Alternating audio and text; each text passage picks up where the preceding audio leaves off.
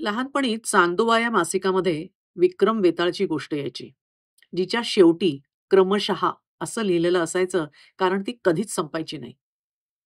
ज्या जोडप्यांचं फारसं पटत नाही, त्यांचे वाद बघून वाटतं, की हे दोघं नवरा-बायको एकमेकांच्या मानगुटीवर बसणाऱ्या विक्रम वेताळासारखे आहेत. कारण हट्ट न सोडता त्याच त्या पद्धतीने, त्याच त्या विषयांवर वाद घालणारे हे दोघे, म्हणजे काय होणार हे माहिती असूनही एकमेकांचा पिच्छा सोडत नाहीत. सतत दुसऱ्याला बदलण्याचा अथक प्रयत्न करत असतात. याचं कारण दोघांमध्ये वरचढ कोण हे दाखवण्यासाठी नकळत दुसऱ्याला कमी दाखवलं जातं किंवा दुसरा कसा चूक आहे हे दाखवावं लागतं.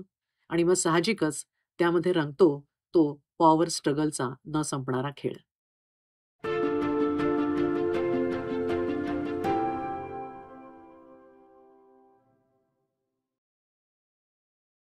नमस्कार.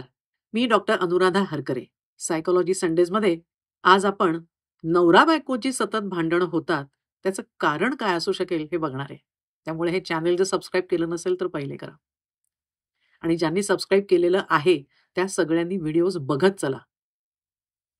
फ्रेंड्स, जेव्हा ज्या नवरा-बायकोमध्ये भांडणं होतात, सतत वाद होतात, तेव्हा तुमच्या अनुभवानुसार किंवा निरीक्षणानुसार तुम्हाला काय वाटतं, की ते प्रत्येक वेळी नवा विषय, नवी मतं असे वाद घालत असतात का?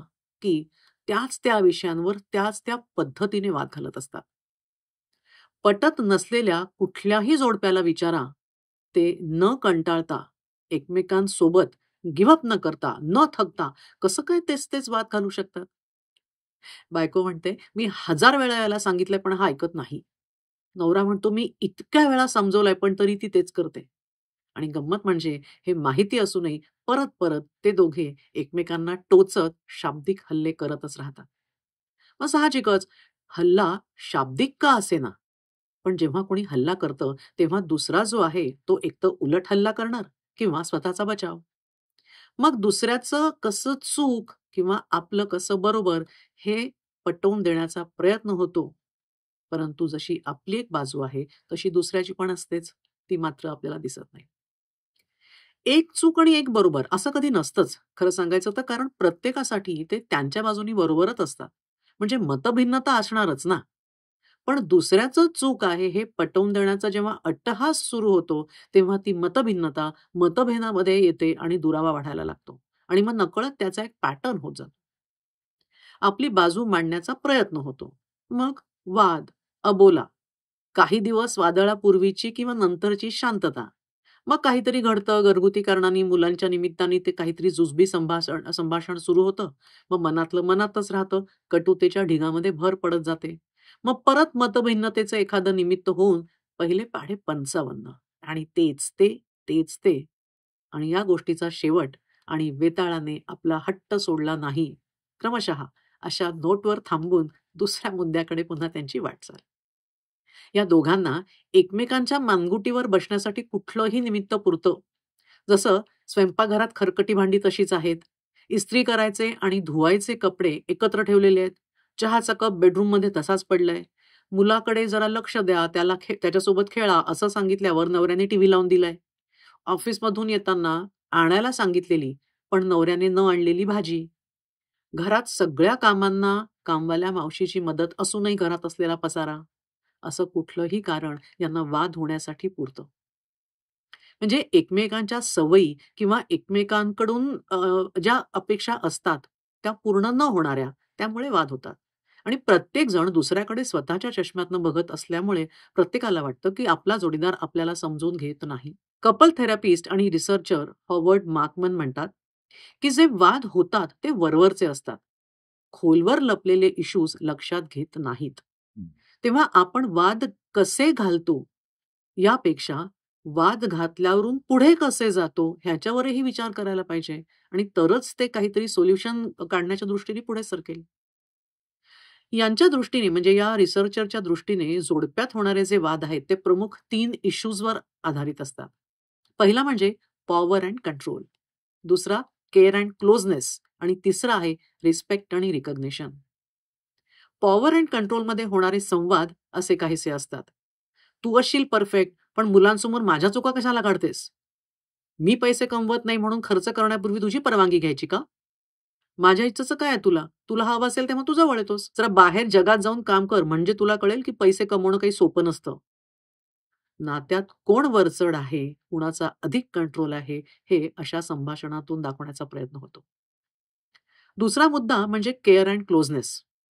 यात होणारी भांडणं एकमेकांच्या प्रती अपेक्षित असलेली, पण जाणवत नसलेली काळजी आणि जवळीक.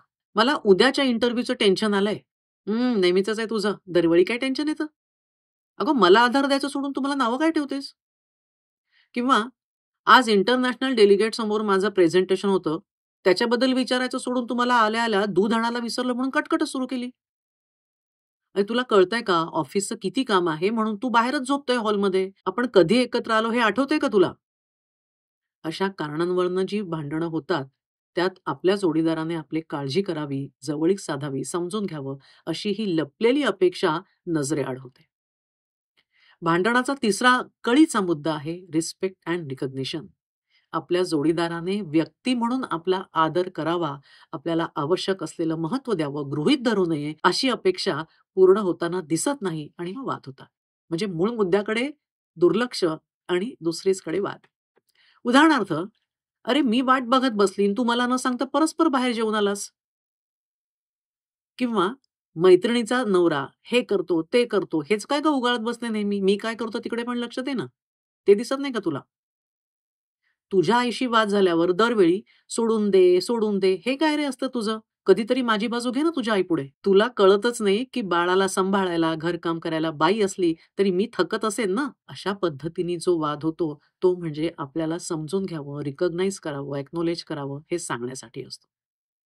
म्हणजे आपल्यात जे वाद होतात, त्याबद्दल जर जोडप्यांनी आत्मपरीक्षण केलं, आपल्या संभाषणाचं जर मूळ शोधलं, तर मला वाटतं खरी समस्या काय आहे ते कळेल आणि खरी समस्या कळल्यावरच खरा उपाय शोधणं सोपं होईल. एकतर मानवी स्वभाव हा निगेटिव्हिटी बायसचा असतो.